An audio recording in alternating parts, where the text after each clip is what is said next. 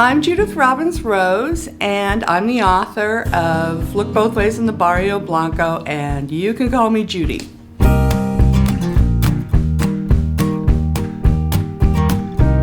I started writing when I was in first grade. So I think the first thing I wrote was a song.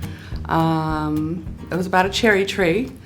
And then in second grade, I wrote a poem about nature. And so it's just been one writing thing after another since then.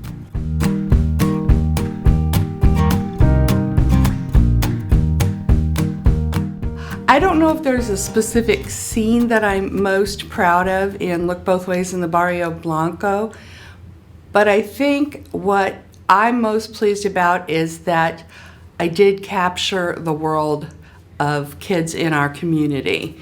I never intended it to be representative of every kid who's Hispanic, certainly, and not even every kid who is undocumented, but at least in our own community in and around Denver, Colorado.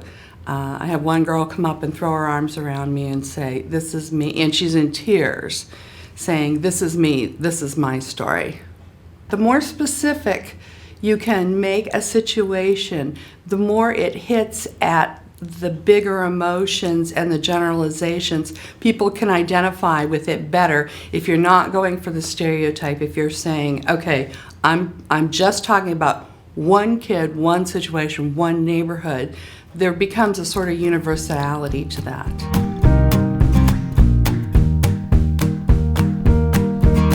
The perfect reader for my book is a child who has not yet found themselves in a story, and they open this book and are surprised to learn that somebody actually understands me. That would please me most. Second would be the person who goes to school with the child who's has parents who are undocumented immigrants and says, "I had no idea my classmates were going through this."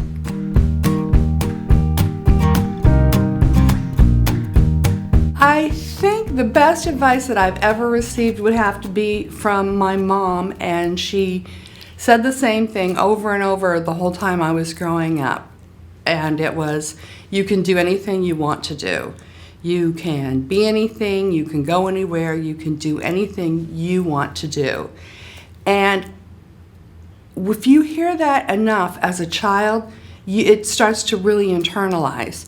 So people have said to me, "Do you really think you're good enough? Do you think you can write a book?" I'd be like, "Oh, there's no question that whether I can or can't. I definitely can." The question becomes, will I? Will I take the time? Will I put in the sweat equity? Talent, I think, is a wonderful thing, but it's a dime a dozen. It's the sweat equity that makes or breaks an author.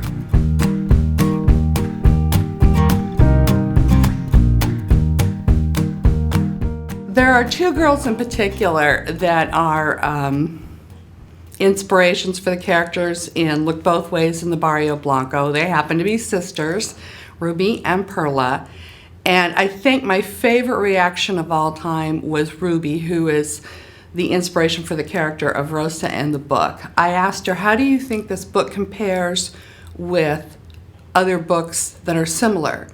And she said, "There is no other book like it. This is the one that talks about how we feel."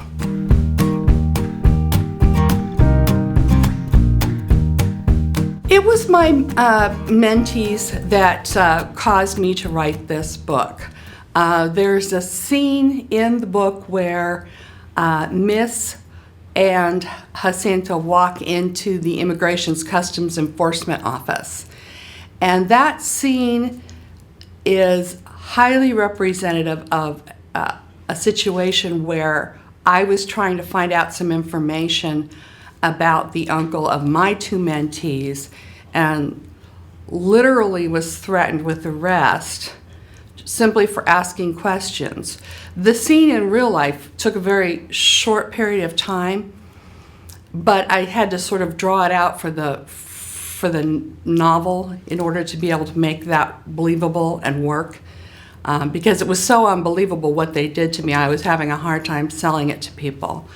Because it's like, that could never happen in the U.S., and of course it did. So I had to expand the scene to make it a bigger scene than what it really was. But it was that incident that finally pushed me over the edge that made me say, I need to write this book. People need to know, not necessarily what I went through, but if I had gone into that office and I hadn't had any rights and I hadn't been a U.S. citizen, how scary would that have been? And so I felt I really needed to make it so that people would know what undocumented immigrants are facing and what the children of undocumented immigrants are facing. And that was the critical moment that pushed me over the edge.